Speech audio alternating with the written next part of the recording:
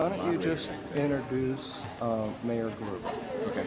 That's the big deal. Yep. You're going to introduce Art. Yeah. You're going to introduce Mayor Glue. Let's keep it simple. That's a good idea. We'll just do that. The rest of us will just get up and talk. We don't need introductions. So it's going to be Art. I want to say hello and thank you for being here. I'm going to quote our board president. Wow! It's one of his favorite lines for those of you who don't come to our regular 3-hour board meetings. So my name is Maria Dickman. I'm a member of the Davenport School Board. And this event happened because a friend sent me a message and was really inspired by the actions that Dr. Tate took on Monday.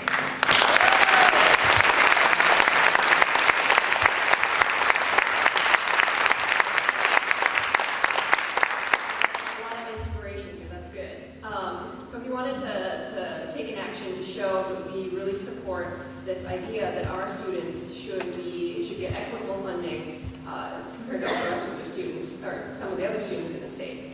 There's a sign-in sheet passing around somewhere. If you could please make sure that you sign in before you have to go somewhere else so we can continue to be in contact with you. And then also, I know a lot of you got our cool t-shirts, so feel free to take a picture and post it to social media. We need to bring awareness. I wanted to take a moment to recognize some of the people that we have in the audience who work very hard to make our community a better place. I know we have some state legislators in the room. Could you stand up?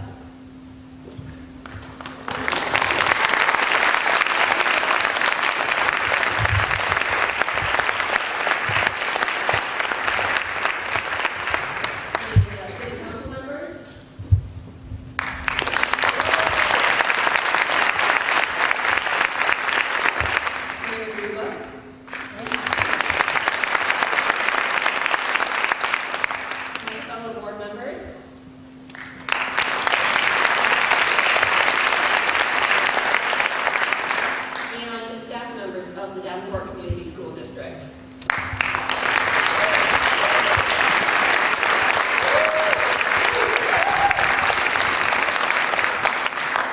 I know it's a busy evening, there's a lot going on tonight, so without further ado, I will introduce Dr. Tate, who's going to tell you more.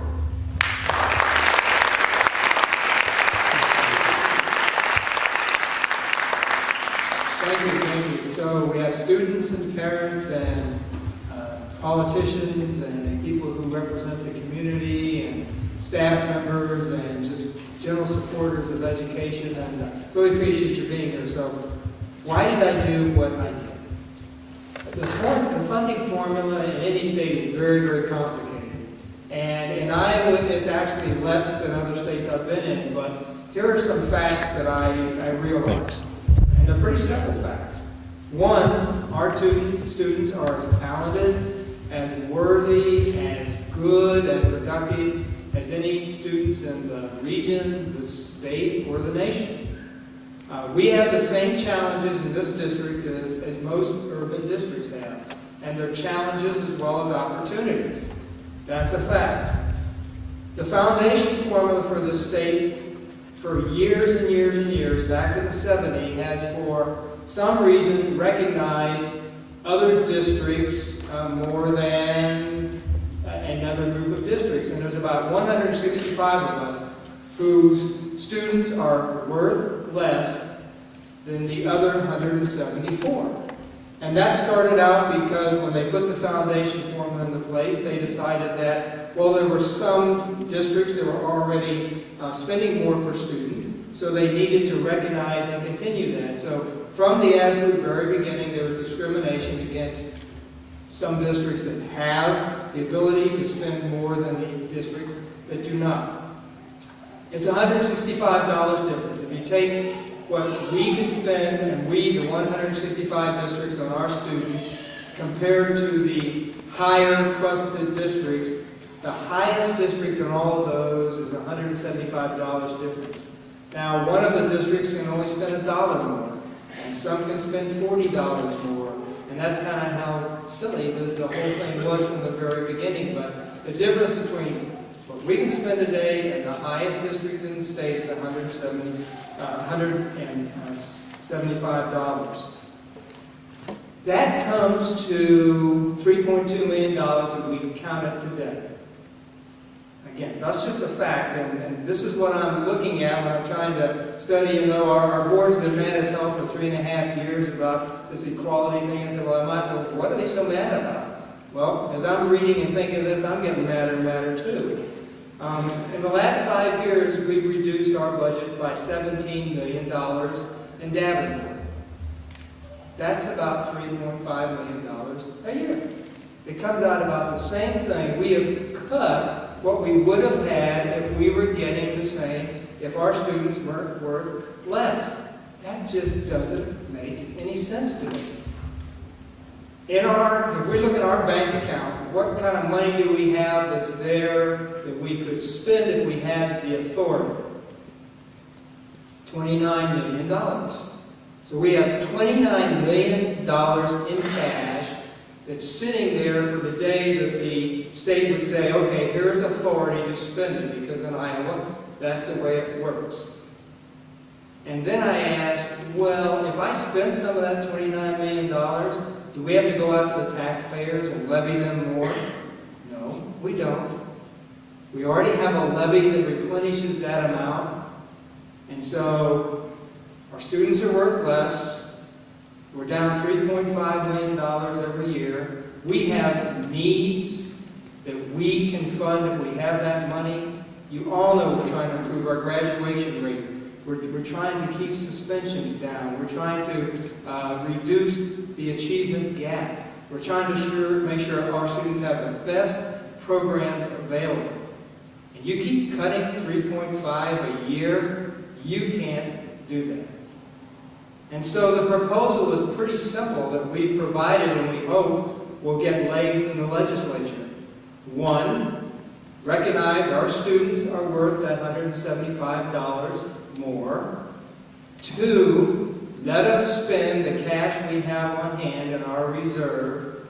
Three, we won't levy the taxpayers for that money, and we'll be good.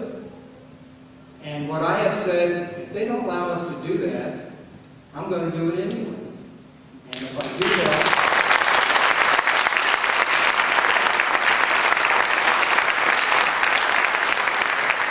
theoretically, the law says that we can't do that, but this makes so much sense. I can't understand why people don't just grab that bill and run with it and let all 165 districts do the same thing. Now, of those 165, 44 districts have the money in the bank, just like we do, and could spend it tomorrow if they have the spending authority. And they should be mad too.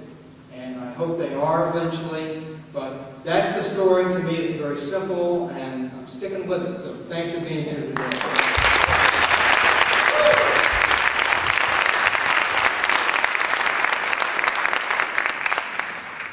Hello, everybody. Thank you for coming out. My name is Anthony DeSalvo, and I'm here to talk to you. I'm here to tell you about how our students are being discriminated against. It's not a joke. It's a big issue that's going on, that Dr. T just explained. We're being discriminated simply because of where we live. There's no other reason than that.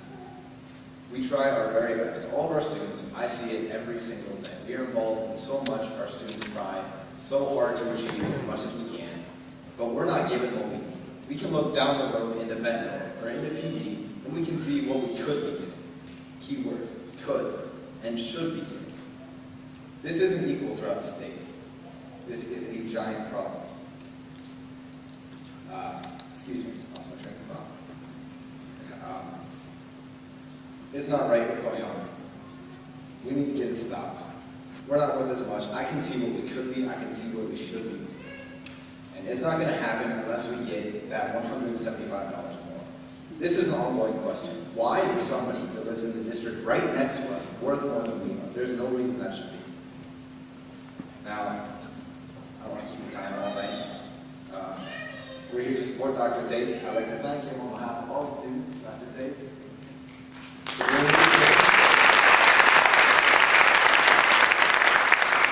Without further ado, I'd like to introduce the Honorable Mayor of the room.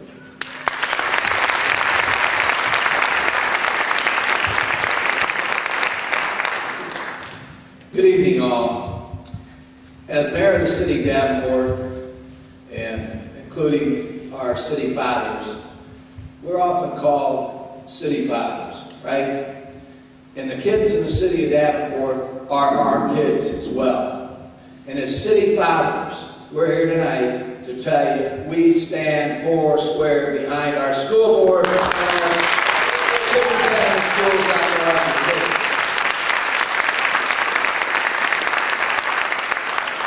You know, Dr. Tate, who I've come to respect and admire, people don't maybe all understand or realize he's also a retired colonel from our United States Army with a lot of distinctions and medals. A decorated colonel, I might add. And as our Sergeant Major Matson understands, who's an outstanding teacher in our school system, the motto in the Army is you don't leave anybody behind. You leave no soldier on the field, right? Dr. Tate understands that motto, and he's not going to leave any children behind, regardless of what they say to them. So we're delighted to be here in support of our school board, Ralph and the rest of them. And let me read a proclamation that your Davenport City Council passed Wednesday night, unanimously. Every one of them stood up and said, yes, we're behind the school board and the school superintendent. And it reads as follows. Whereas, and let me point something out, as our schools go, so goes the city. We all understand that, at least in City Hall and hopefully across the city. Schools are vital to the well-being of any city. I sold real estate for 40 years and I never had anyone ask me, though they're important, never asked me, how are your sewers? But they asked, how are your schools? Heard that time and time again. And I point out ours are excellent. And all we have to have is adequate funding from Des Moines and elsewhere to continue the history and tradition of fine schools. So the City Council understands that as our schools go, so goes the city. And as city fathers, they said the following and sent it to Des Moines and provided it to our school board. Whereas the city of Davenport's strategic plan unambiguously states put kids first. And whereas the city of Davenport is strategically committed to supporting the Davenport community schools, and whereas on behalf of the children they serve, the Davenport Community School District has lobbied the state legislature for years, to remedy a funding inequity which shortchanges our children attending Davenport community schools in comparison to children in some other school districts, some other suburban district, some other areas close to us where the average income of parents is, the family is $72,000 a year, and we're in Davenport, it's about $49,000 a year. We're in Davenport, we know 1 out of every child in our city comes from a family of poverty.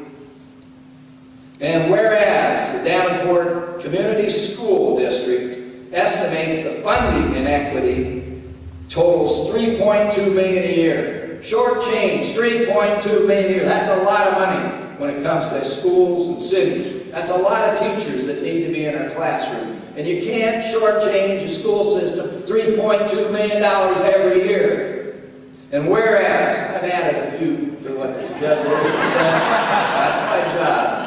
And whereas it is self-apparent that the Davenport Community School District's children have as much inherent value and as much equitable right to school funding allowed by the state of Iowa as other children. We in Davenport don't want our kids cheated out. We should be treated the same way and better than all other districts, at least equal to them. Kids in Davenport have as much inherent right to get the best education possible as any other kid in the state, including our suburbs next door. Now, therefore, we have proclaimed that the mayor and the city council of Davenport unanimously commend the Davenport Community School Districts for its leadership on behalf of a bedrock principle that all children deserve adequate and equitable education funding in Iowa. That's what we're asking for. 100 and some districts are treated, unfortunately, the same way we are. We want equitability, equality of opportunity in Davenport. So, therefore, be it further proclaimed that the City of Davenport calls upon the state legislature, and I should add the governor, and the Department of Education to promptly address this long-standing funding inequity that negatively impacts Davenport children.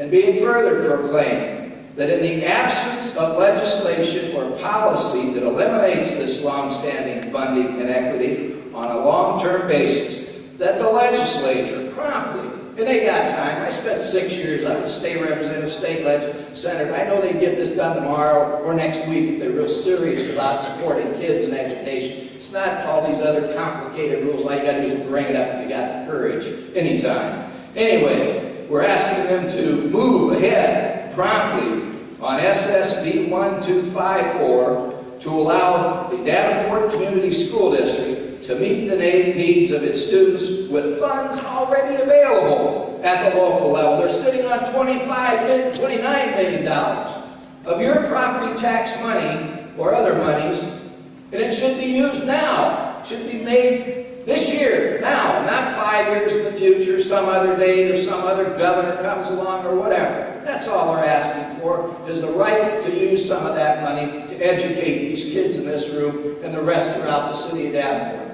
And so with that, I thank you for being here. And I want you to write to your legislature. We have several in this room who are solidly for it. I see Phyllis back there and a number of others.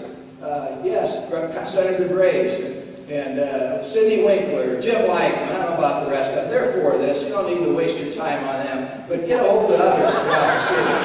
They're solid. They've been there for education. We're fortunate to have them in Des Moines. Sidney Winkler, Phyllis, they work in our school district. They know the problem. So again, we as city fathers, and I'm speaking for all 10 councilmen because they're totally behind me, say it's time to get this job done. It's time to treat our kids, and we want to see them treated as city fathers the way they should be treated, equitable to kids of adjoining school district. God bless you, Frank, Art, and don't give up. I've been around politics and government all my life. They're going to come after you, but you're a retired Army colonel, and I know you're not going to leave any kid behind. Thank you very much.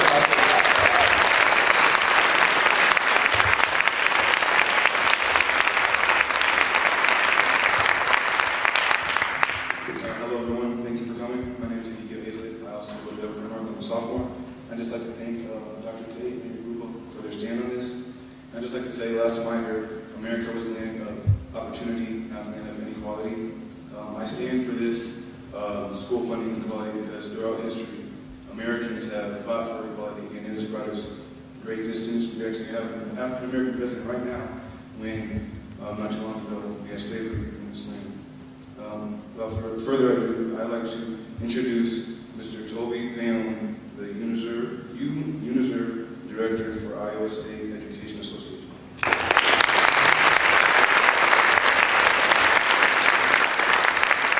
First of all, good afternoon, and thank you for everybody for being out here. And I would, on behalf of the 1,000 members of the Davenport Education Association and the 34,000 members of the Iowa State Education Association, I would like to thank Dr. Tate for his courageous stand the other night, and particularly the students who are not only in this room, but were there at the legislative forum on Saturday, standing right in front, showing those legislators they meant business when it says, I'm worth less. I really want to thank them.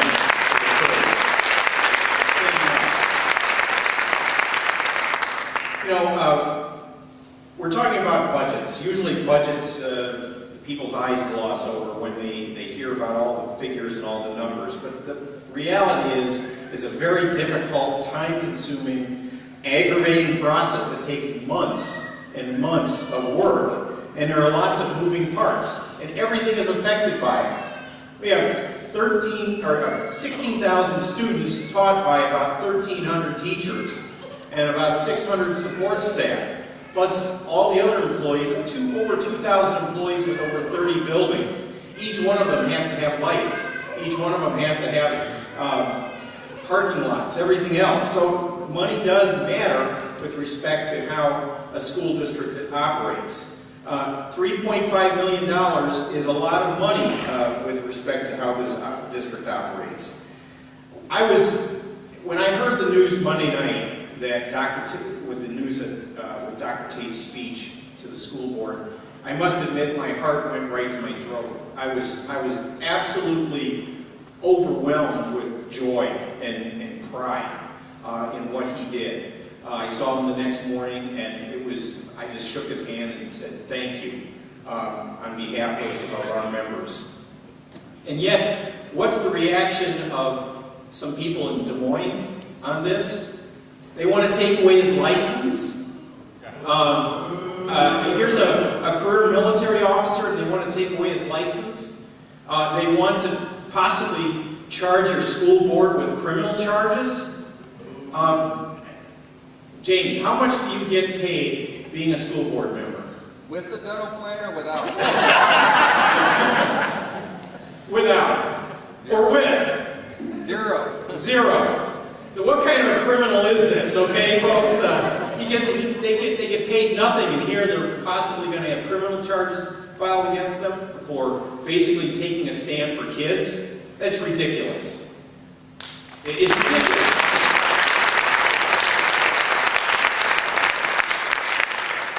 Iowa remember the quarters, the Iowa quarter, with the public school on the front of it? Well, today Iowa is 7th out of 8 Midwestern states in per pupil funding. We've gone down. We're continually going down. We spend 86 cents for every dollar that on pure pupil spending across the country, for every dollar that is at the national average. We're about 14 to 15% below.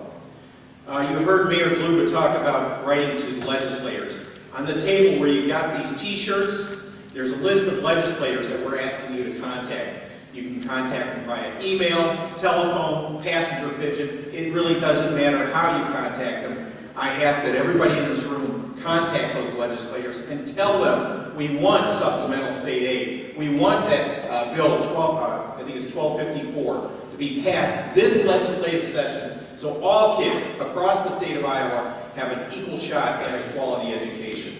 So contact your legislators. Thank you again, and again, thank you, Dr. Tate, and the members of the board for your courageous stand.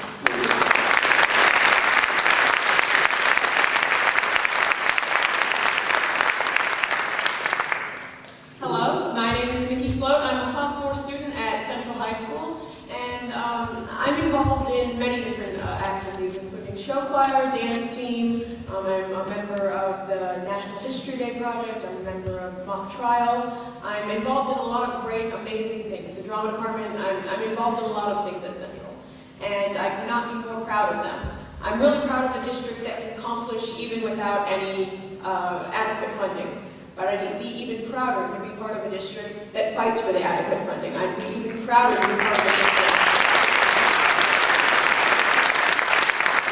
I'd be even prouder to be part of a district that fights and wins and succeeds in getting adequate funding.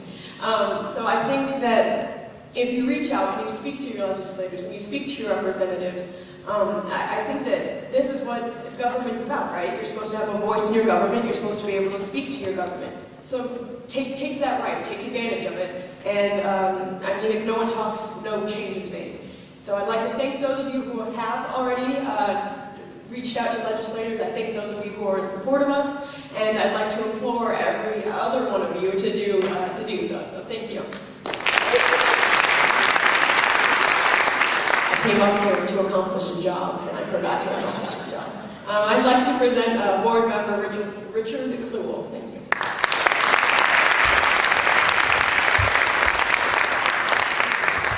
The student's great. I wish I could have done that when I was in high school. I don't think I would have gotten where we'd all have done it. On behalf of the Legislative Advocacy Committee, I'd like to thank all of you for sharing your time with us this afternoon, sharing our passion, which we hope will be your passion as well, and you're here, so I assume that it is. It's interesting to think that right now, our legislators, although they are actively supporting us as they can, there does not appear to be the political will at this point to pass Senate Study Bill 1254.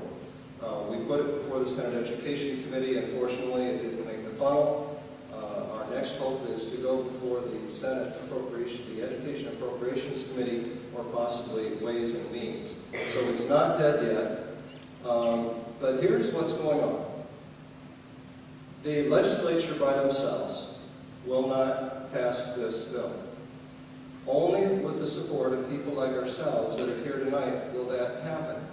Well, it's a case of the public will moving the political will.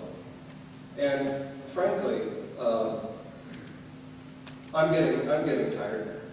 I've been doing this legislative advocacy for 10 years now.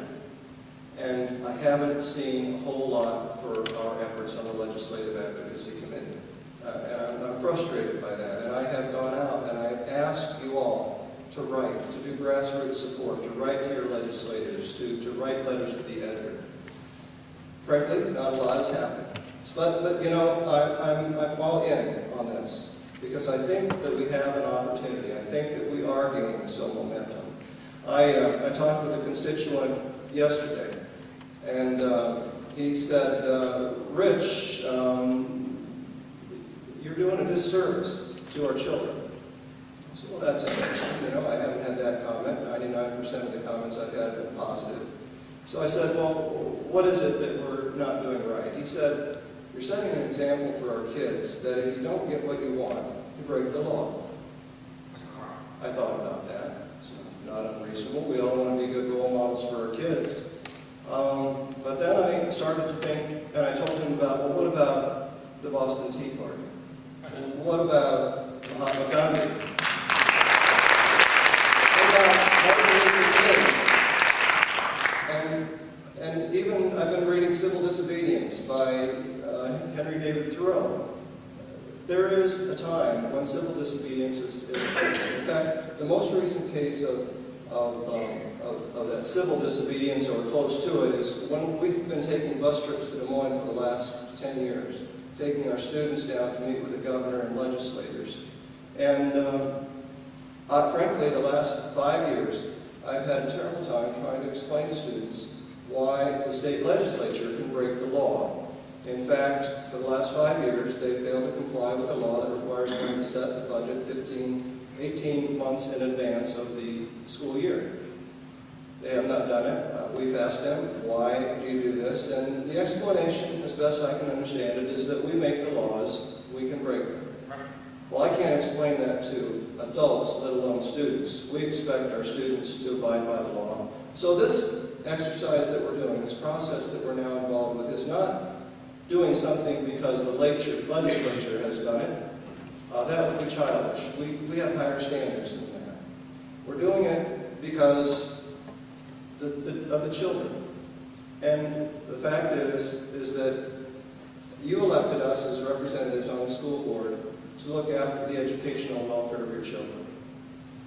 And when the law specifically provides for discrimination of one student against another, it's time to stand up.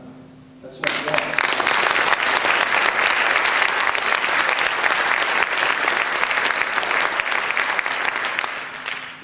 So we have a superintendent who has vowed to break the law if necessary. We have a board that has offered to support him in that. We've had the Department of Education that has sent a shot over the bow that school board members are in dire straits of being criminally prosecuted.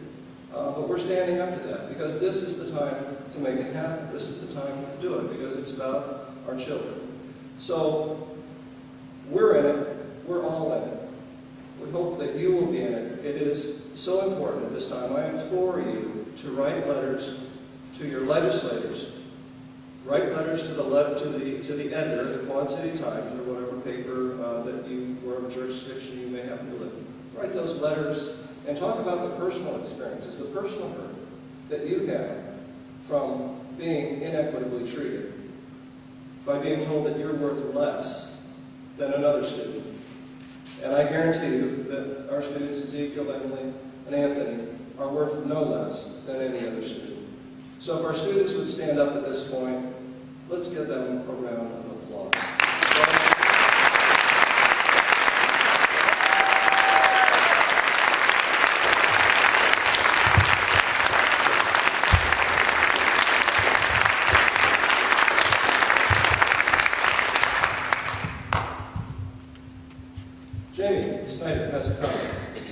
have not signed in, please do so when you leave. Thank you. Okay, we have, you're going to be holding that list back there in the back. Julie will be. Julie's got it. Go next door. We do have shirts back there that certainly give the message. We are going to continue proceeding with our bill. Like I said, there are possibilities. We're not giving up on it yet, but it's really important for you all, if that is going to happen, that we get your support writing those letters to the editor. So with that, thank you very much. Go out and advocate.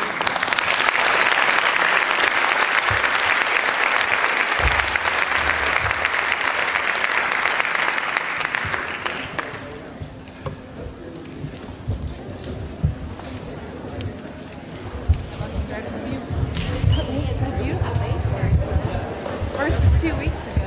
What? I said beautiful. T-shirt.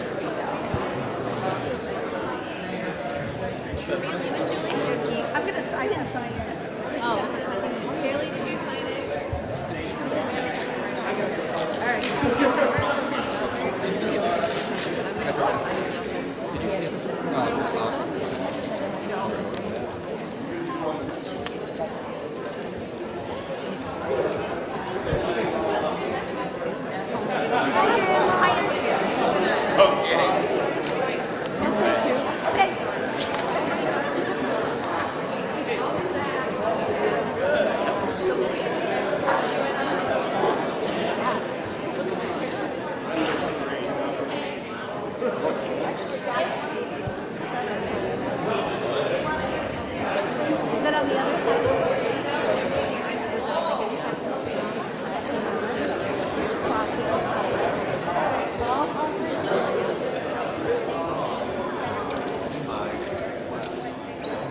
Colorado.